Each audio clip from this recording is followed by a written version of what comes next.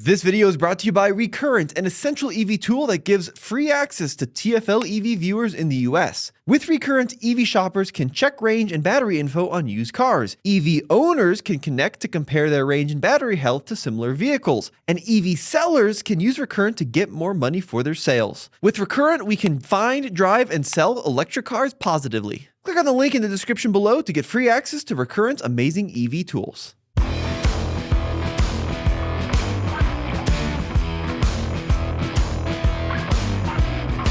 This pickup truck has not existed before, and it's time to take it for a first drive.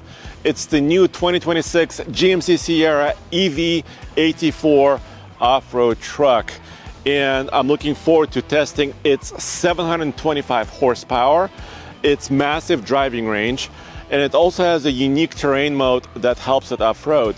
So I want to do all that and show you highway driving with enhanced Super Cruise. So let's go, let's get to it. So GMC invited us for this first drive of the new Sierra EV AT4. This is my first time actually seeing this truck in general, and they're putting us in the driver's seat and letting us experience this first drive. This is first dirt, and the AT4, of course, has been around the GMC truck lineup and their SUV lineup for many years. But what this is, it's the first adaptation of the AT4 off-road trim on the electric truck, which is the Sierra EV in this case. And it has several unique features, namely this new off-road drive mode and also terrain drive mode. So on this particular trail, which GMC selected themselves, so I'm not in Colorado, I'm not using some of our home trails that we're used to in the Rocky Mountains. It's a way for me to experience it firsthand, and then we'll have, of course, this truck in Colorado within a few weeks, and we can do a lot more testing with it. So first, we have to talk about the suspension, because this is an off-road truck. The AT4 Sierra EV has a slightly higher ride height than other Sierras. It also does not have air suspension, so this is a fixed height coil suspension on this truck. Then it's about the tires. I can show you the tires right now. Yeah, the tire is really the most important thing, and in this case, it's a 35-inch tall Goodyear Wrangler Territory AT, which is basically an all-terrain type of tire. It's also mud and snow capable, M+S, and it's also electric vehicle specific, so there's a lot going on here. And it's mounted on this 18-inch wheel, which I think is pretty attractive. And of course, this is a pretty heavy vehicle, so it does have an 8-lug hub. It's quite unique. I think it looks heavy duty, and the tire has, I think, enough tread and also sidewall protection. But we really need to put it into different conditions on rock, sand. So over time, I want to test it in many environments. Many of these trucks that I've driven had air suspension, but it's not the case here. We got steel coils all the way around, independent suspension all the way around. Yes, it does not have solid axles, but I think having a steel, good old-fashioned steel coils will help this truck over the long term with maintenance issues or concerns, and it's also sitting a little bit higher with that better ground clearance. So the combination with a slightly bigger tire, this is a 35-inch diameter basically, and the slightly higher ride height, you have a higher ground clearance than some other Sierra EVs, which is great. Going over some of these bumps, I'm in the field, I am sensing that well, it's not super smooth. So this truck doesn't glide over some of these obstacles. You can kind of feel some of them, but I don't know if that was a target for the AT4 as far as having kind of this ultimate adjustable suspension, which this is not an AT4X. So this is still kind of a mild off-roader. This is not supposed to be the ultimate in the lineup. And I don't know if the AT4X is coming still or not as far as electric trucks for them is concerned. But I was in Las Vegas several months back, and they did show a ZR2 Chevy Silverado EV race truck that raced in the Mint 400. So potentially something may be coming, but we don't know yet exactly what it will be like. So this started life as a Silverado EV work truck. Is actually where we started with this concept. Yeah. We've thrown in the tri-motor setup. We have a 24 mod, 205 kilowatt hour battery pack. This truck makes over 1,100 horsepower and is a riot. And it's sitting on 37s. Sitting on 37-inch tires. We have Multimatic ASV dampers on all four corners, 13 inches of wheel travel all around. The suspension on this is unique. We have a yoke that wraps around the half shaft and ties down into the control arm. Okay. So it's basically an offset coilover. 50 millimeter diameter piston. We're calling it a 3.5-inch body on this. So this is the biggest that any of the other ZR2 trucks. Correct. Right? Yep. Okay. Indeed, it is a big truck. It's got a 146-inch wheelbase like I was talking about, and it's really full size. It has a 5'11" bed with the midgate closed and the tailgate closed, but it has pretty good approach and departure angles. The breakover angle in the middle, it's not so good. Let me show you. In the front here, there is a little cutout on the chin spoiler, and this is just over 32 degrees of approach angle, which is quite competitive for an off-road vehicle. Just over 25 degrees in the rear, which is also quite a competitive number, and the rear hitch is tucked away nicely. But the middle is just over 19 degrees of breakover, which is not great, but it's just the nature of this beast because it's actually such a big truck. And GMC tells me that all CR-EVs have basically the same very tough battery enclosure. It's made out of steel, and it's basically what the skid plate is the entire structure of the vehicle. And I'm sure they've tested it profusely. Now we got to talk about maneuverability, and especially in terrain mode and off-road mode, this very big truck shrinks in its size. So now I'm doing a little bit of crab walking. Of course, the GMC Hummer EV first introduced us to this kind of sideways driving mode. And of course, the Sierra EV AT4 has this feature. For me, the crab walk feature has a limited application for off-roading, but I think it's a really cool showpiece, which you could show to your friend, your family, and just something that's kind of a cool feature. But I personally would use four-wheel steering a lot or all the time off-road. Makes this big truck, which with a long wheelbase, this is basically a 145-inch wheelbase, which is very similar to other crew cab trucks from GMC and many other manufacturers. So four-wheel steering is very useful, but the crab walk is just kind of a showpiece. Now the bed. There's multiple ways of opening it. You can do it with a key fob, a button on the tailgate, a button inside the truck, and it's quite nice because you could also lower this. If you're not pulling a trailer, deploy this step, get in and out. This AT4 comes with a bedline bed right out of the gate, even with the most basic model with extended range battery. The truck you see here is the maximum range, highest horsepower model, which costs more, of course. We'll go over the price in a second.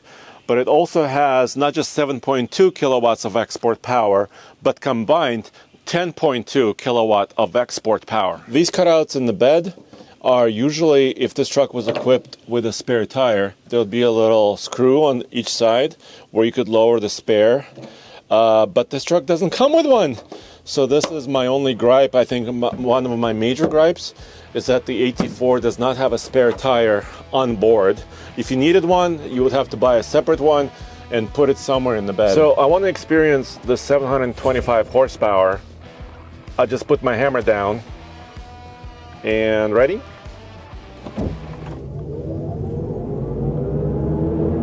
And that's 60.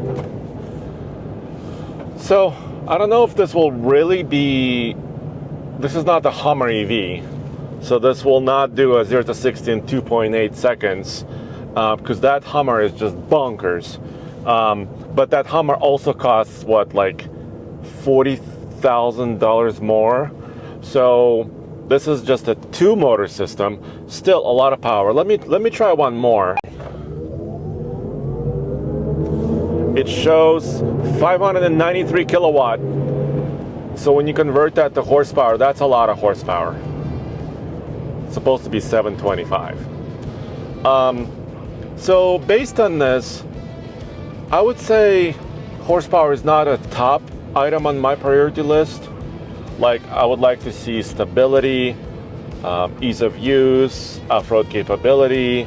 So for those reasons, I think I would actually choose the AT4 with a slightly smaller battery, less horsepower, but a lighter truck. So I think that's the way I would go. You get a little bit more efficiency, on and on and on, and you save money. So I think that's the way I would go.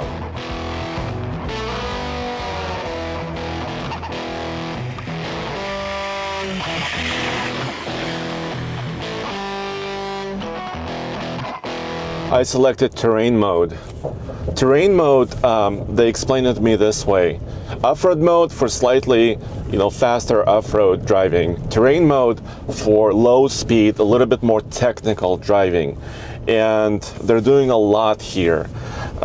With software and motor controls. Of course, there's a motor in the front for the front axle. There's a motor in the rear for the rear axle. And then the software, not just controlling the steering, which is also happening. It's got aggressive rear steer, but it's also trying to do the torque split front to rear for kind of this holistic control of the vehicle. Also one pedal driving. So as I let off the accelerator pedal, it's slowing down, and they said the friction brakes are engaged sooner, so you do have more control, not just the motor regen, but also the friction brakes. This is just in terrain mode. And then also there's an ability to transfer power side to side using locking up the brakes left or right, front or rear. But this does not have mechanical locking differentials, which is I'm kind of bummed about. But once again, this is not supposed to be the king of all off-roaders.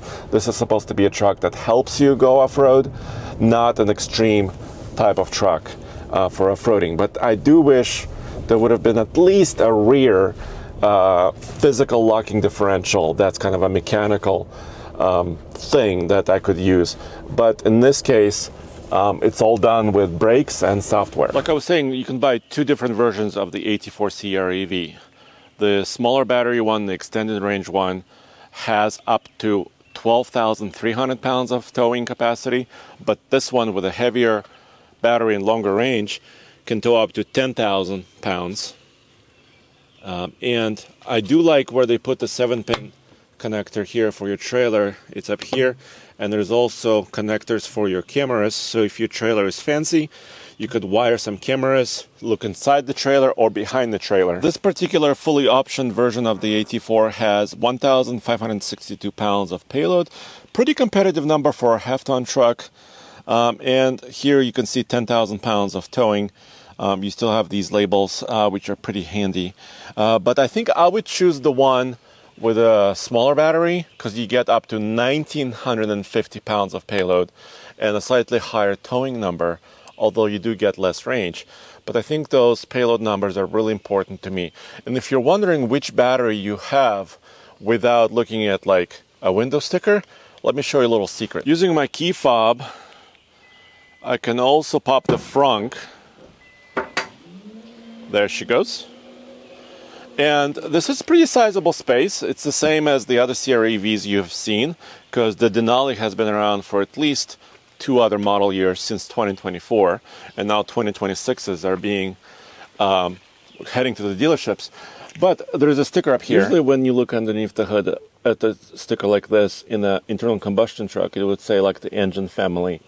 In this case, it says, zero emissions vehicle, but it also has a battery capacity rating of 205 kilowatt hours, basically the largest battery available in this truck. So that's one way you could physically tell what you have.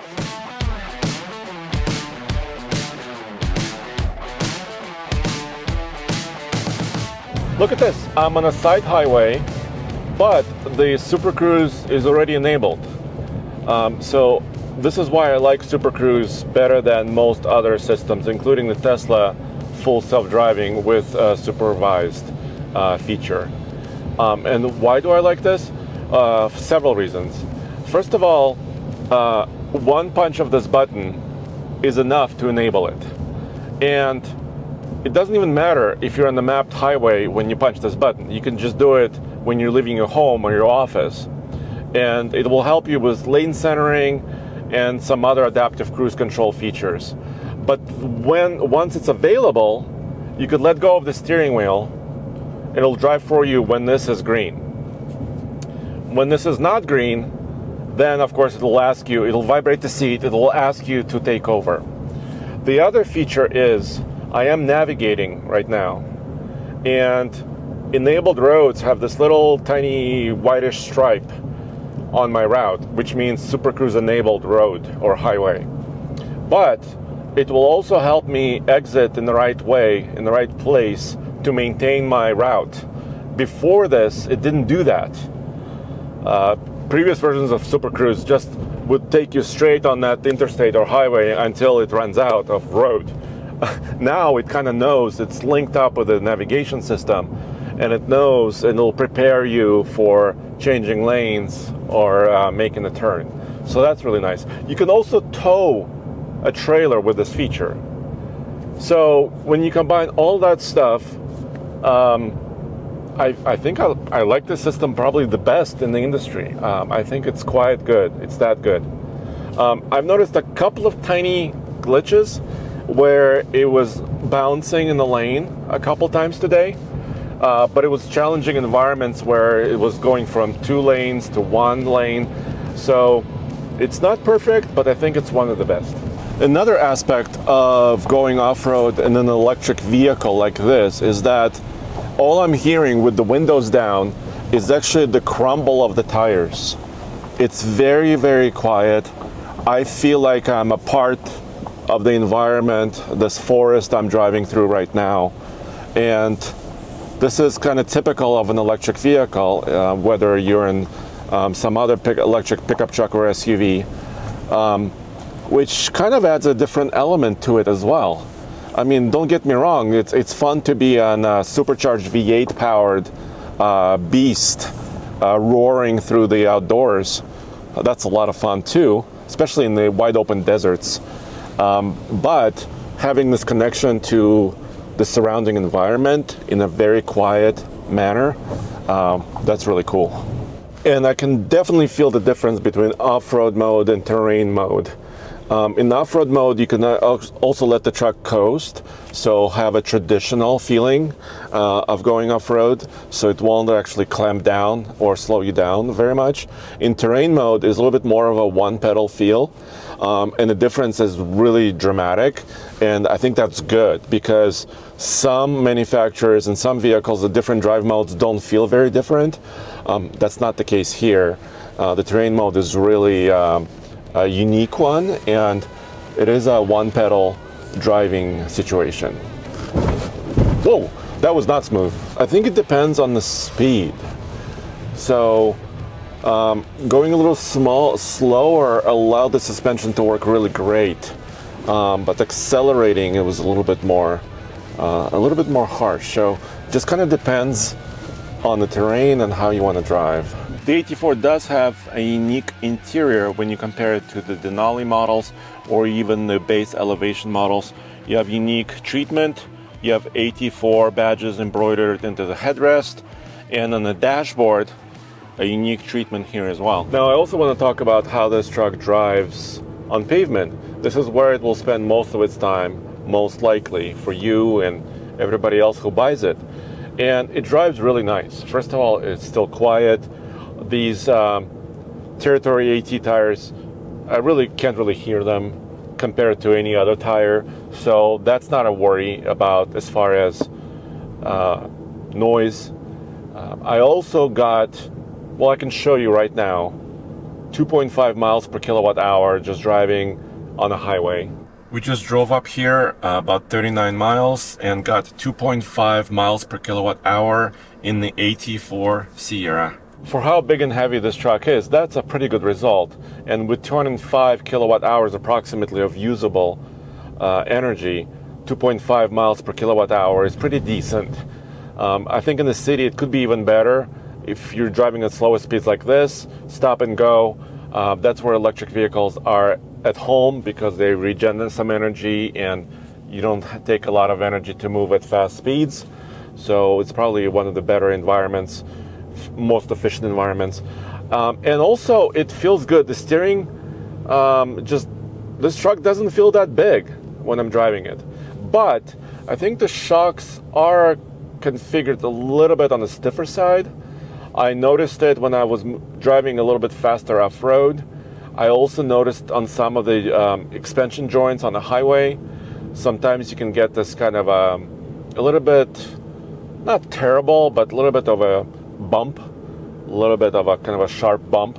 So I think the suspension maybe is not the ultimate best suspension I've ever felt in a pickup truck, but the additional sidewall of the tire and the tire size, in my opinion, make it a lot better riding. That sidewall of the tire is a better cushion over most paved roads or unpaved terrain. So I give it a pretty good score. So you're probably wondering, okay, how much is this truck? So a couple of good news and also some bad news. So first, the base model, the extended range, the smaller battery one with 625 horsepower starts at $79,300 before destination. But that also qualifies it because it's under 80 grand for, if it still exists, if the federal income tax credit still exists, that's $7,500 off that price. And that qualifies. But if you buy this maximum range version that I'm driving right now, you're paying another 10 grand approximately over that price. So you're outside of that income incentive, the tax incentive, but you are getting more horsepower, longer range, getting a panoramic roof, better power export features, several other features. So that's about price. I think it's reasonable when you compare it against the Rivian dual motor trucks, or even the Cybertruck, or even potentially the F-150 Lightning, which doesn't have a distinct off-road version like this. I think it's quite competitive as far as from this $80,000 to $91,000 range. It's quite competitive. I think this truck my first impression is super positive.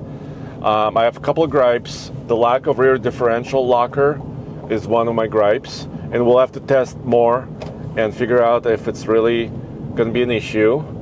I wasn't able to figure that out during this first drive. And also, lack of spare tire is a small problem for me, especially on an off-roader like this. Other than that, I think they scored it. They hit it outside the ballpark as a Cybertruck trying to kind of come across my way. So let me know what you think in the comments below, and I'll see you very, very soon at oldtfl.com.